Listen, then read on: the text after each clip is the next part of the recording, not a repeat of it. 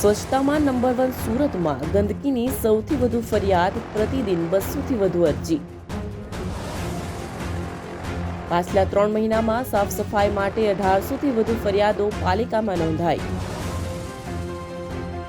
Central ઝોનમાં ગરાસિયા અને ઉમરીગર સાહેબને ચેમ્બરમાંથી બહાર નીકળવાની ફુરસદ નથી. ન્યુસન્સ પોઈન્ટ પર ફરી કચરાના ઢગલા દેખાયા.